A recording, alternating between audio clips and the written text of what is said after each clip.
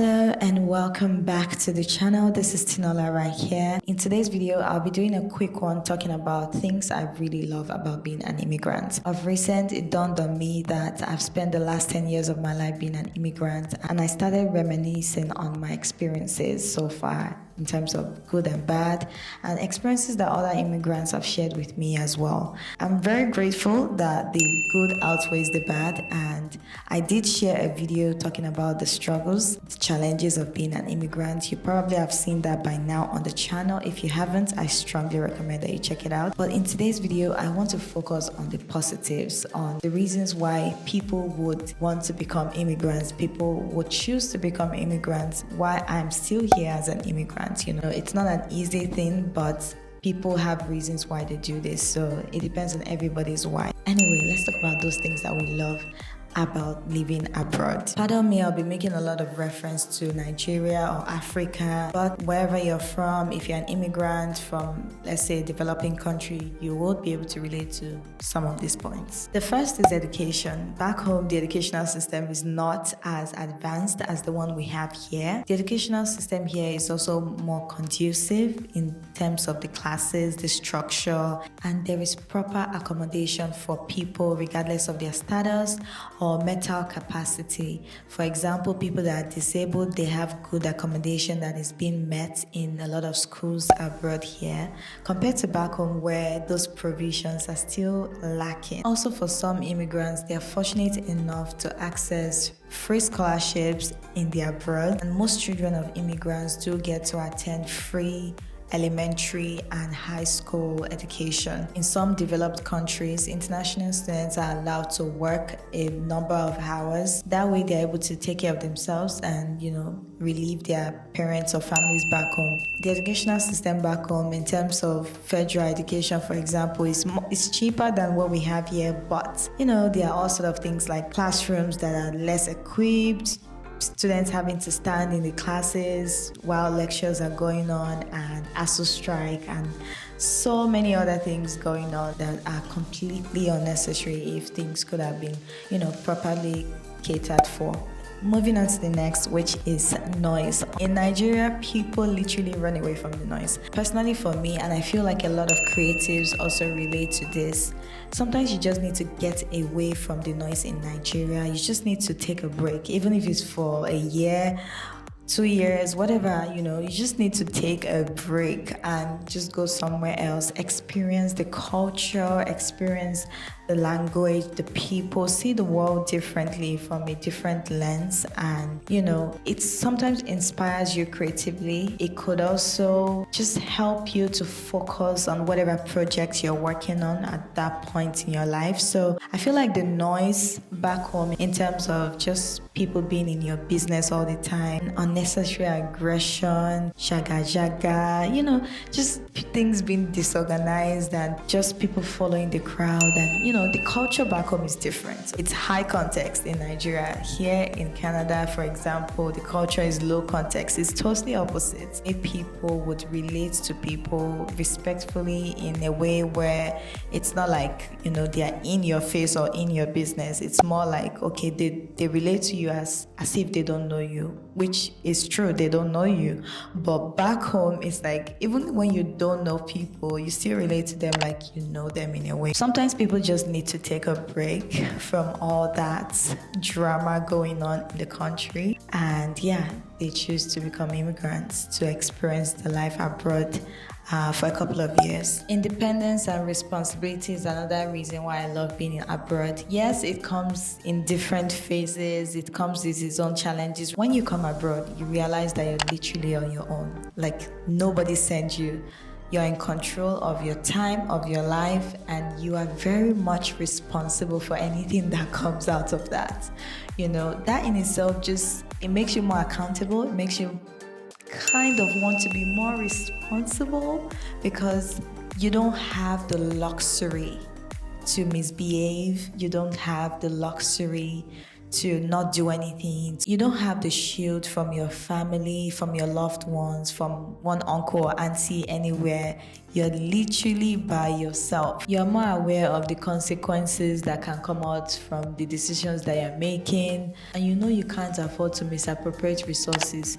You also know you can't afford to misbehave, because here law is law. You know, living alone, discovering yourself, you just have so much time by yourself, and you know, you're trying to figure out who you are, what you want in life. That level of independence is something that I actually like. But in some cases, especially if you're by yourself, it can really get tiring. On top of that, if you're now an introvert, depression, wherever you are, clubbing, smoking shisha, whatever, by the time you think about your work in the morning that starts by 6 a.m., nobody will tell you you need to get up and go home and sleep early. So because of the way the system is here, it encourages people to be more law-abiding citizens. So here, basic amenities are more accessible. The infrastructure is alluring, it's well developed compared to what's back home. Everybody wants to be able to access basic things. Like, it shouldn't feel like electricity is luxury. It shouldn't feel like you having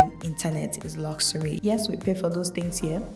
You pay for it every month. It's more expensive here, but at least it's easier for you to have it and to access it. Back home, yeah, you could get internet, you could get electricity, but it's a question of how many people can afford it based on them living and working in that country. Compared to here, where as long as you're working, even if you're earning minimal pay, you can still be able to afford to pay for those things. It's not like you're sleeping under the bridge. Immigrants abroad actually do very well. Immigrants are hardworking. They will work any job and they will make sure they are comfortable with their families. Also, because of the comforts and the way the system is made here, things are very predictable. Like, you can easily say, if I get this job and I work this job for the next 10 years, 20 years, I can be able to, buy a house at this time. My children can go to these schools. Like, things are very, very predictable here, which a lot of people like, because it gives them that sense of security, that sense of assurance that,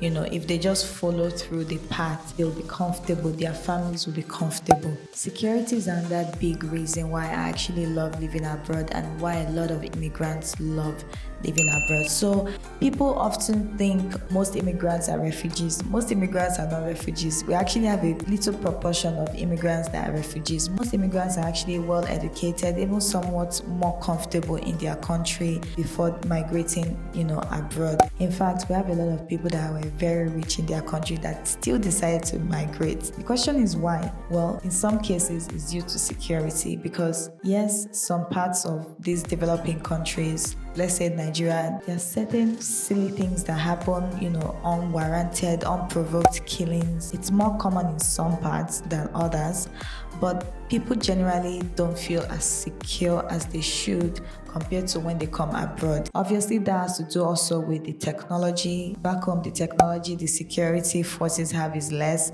It's more difficult to track people back home. Also, bad roads and corruption and so many other factors. But in this part of the world, the law is more effective. So people avoid trouble as much as they can, because they know their consequences. So here it feels more secured. Obviously, in any country that you are in, even in this developed part of the world, there are always going to be areas that are not secured, areas that people would advise you as an immigrant not to live in. And you always want to pay attention to that so that you don't find yourself in those areas. Because yes, there are areas in the US, in the UK, in Canada, in any of these countries that are not that secured. Most immigrants work towards them getting a citizenship, because that way they feel more secure that they are a dual citizen in case their homeland is going to bomb, or in case anything goes wrong back home. Because let's be real, the system back home is very fluid.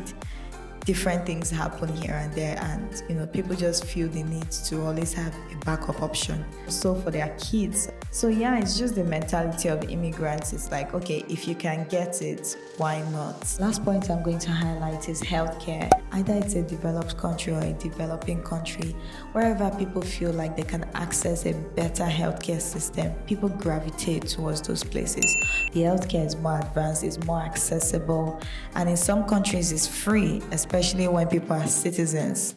So it's like, why not? That is a big plus, because back home, there's healthcare, but it's not as equipped, and the ones that are very much equipped are very expensive for most people to afford, like I said previously. So at the end of the day, for most people, they'll rather, if they are abroad, they are working and they can qualify for either free healthcare, or at least they have the money to pay for healthcare, than just staying back home and not being able to access a good healthcare system. Opportunities. When people say they come abroad, they say they come because of the opportunities. Because in most developed countries, there's so much innovation and people want to be partakers of that. Engineers want to be part of the team of people that are making the next best thing for the world to use. Architects, they want to be part of that. Your tech bro, your tech sis, they want to be able to work in a place where their potentials will be fully recognized, appreciated, and utilized, and they want to get paid well for it. There's a lot of professionals that they don't get well paid back home, or they feel like their potentials are not being recognized. They like to try out abroad. So these are common reasons why immigrants leave their loved ones, their families, their comfort zones, and come abroad and say they want to start all over again. It's not easy, but we think it's worth the sacrifice. Obviously, everybody's cases will be different. Some people will try the waters here and say it's not for them, and they'll go back home. The most important thing is for you to have more positive experiences than the negative ones, to know your why you want this life here, and how long you want it. If it's something you're only planning to just try out for a couple of years, a few years, or it's something you want for the long term, you really want to settle your entire family here. But I hope you found this video entertaining, valuable in any sort of way. If you've watched this video so far and you enjoyed watching, please give it a thumbs. Let me know what you love about being an immigrant if you're one watching this, and if you've seen the other video as well, let me know your thoughts on that. Thank you so much for watching so far. This is Tinuola. I'm a Nigerian immigrant living in Ontario, Canada, and I share great beauty and lifestyle content. In this corner, we are all about looking our best, feeling our best, and living our best lives. So please subscribe to this thriving family. I'll see you guys in my next video, but in the meantime, I love you and keep your light shining. Bye.